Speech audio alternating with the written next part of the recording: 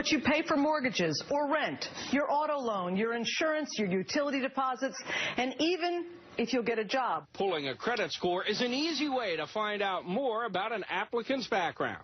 It becomes one of a tool of things that they have at their arsenal when they're screening applicants for somewhat, sometimes very competitive positions. We are in the midst of a growing national debate about what the president has called the defining challenge of our time, growing inequality, its causes and its negative effects for our society, our economy, and our democracy. And one of its most pernicious aspects is the way in which we set up traps to keep people on the bottom on the bottom.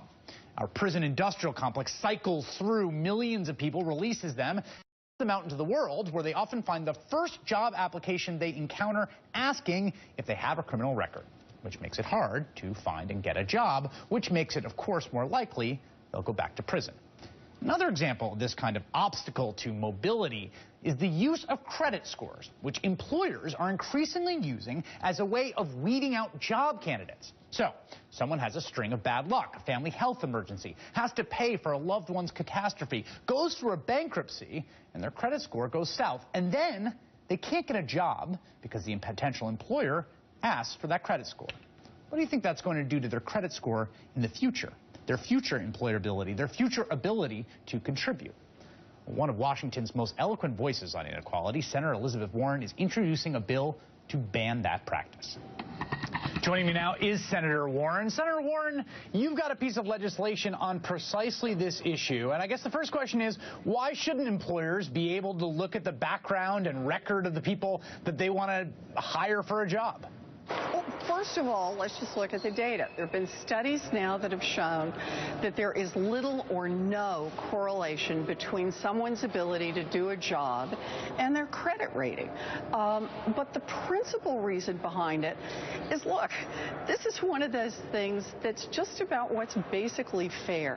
People ought to be able to get out there and compete for a job based on whether or not they can do the job, not based on whether or not they can pay their bills or whether or not they've had a problem in the past, a divorce, a job loss, a death in the family, the kinds of things that cause people to have financial problems. Compete on the skills for the job. That's all this is about. It seems to me this is part of a broader theme in your previous legal scholarship and in your work as a politician, which is areas in which it seems the system appears rigged, unfair, or finds a way to trap and make life worse for people who, given a fair shake, could actually do a lot better. You know, you put your finger right on it. This is one more way in which the game is rigged. So think about it this way.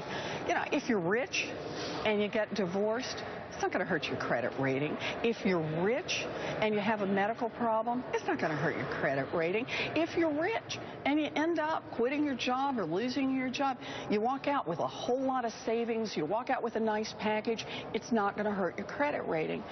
But how about families who work hard every day, who live a lot closer to the economic margin? Those are the ones who get hit with a problem, with a medical problem, with a job loss. And boy, it's not only the hit, it's the financial fallout from that hit. And here's the deal. It stays on their credit report for 7 years, in some cases even longer. So what does that really mean? This is a problem that hits hardworking families who are struggling to get back on their feet. It's not one that hits the rich, and I think that's just wrong. I don't think it should happen. You know, it seems to me right now there's a convergence of a lot of the issues you've championed, both as a scholar and in public life, and where the zeitgeist is, both in the national conversation about inequality and social mobility, and the president talking about it, and where the Democratic and liberal base is on this issue. I mean, there's one activist group out there, the PCCC, that refers to the Elizabeth Warren wing of the Democratic Party. Yeah. Is there an Elizabeth Warren wing of the Democratic Party? Are you its leader? Look, this isn't about me. This is about the issues, about what's happening to America's families. America's middle class, America's hardworking families have been hammered on for a generation now. And it's not just one problem. It's one after another after another. They've been with flat wages or even slightly declining wages, and all the core expenses of being middle class, of housing, of health care, of what it costs to keep a child in daycare or send a kid to college, to medical care, all of those costs have shot through the roof. That has put a squeeze on these families. They sent as many people as they could into the workforce in two parent families. They sent both mom and dad or both moms into the workforce, but it still wasn't enough. They turned to debt, and then they were targeted by a credit industry that figured out you could make huge profits from lending to people who were already in a financial squeeze. And so what's happened is America's middle class has just been under this enormous pressure, and parts of it are beginning to break apart. Our once steady, solid, almost dull middle class, that was the idea. We were so sure it would always be there. Pieces are starting to break away. But Senator, families can no longer say to their kids, you're going to do better than I did.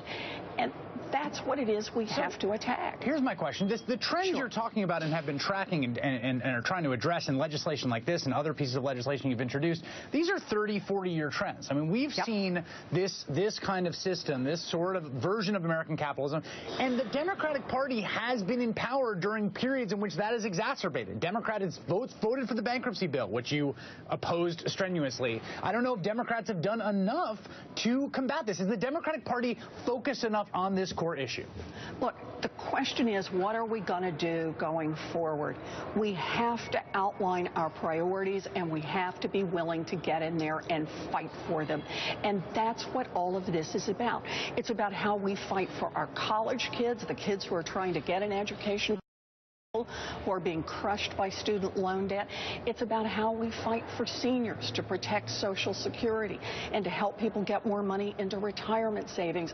And in this particular case with this bill, it's how we fight for people who've been hit by one economic blow or another and are out there trying to compete in the job market and just want a level playing field.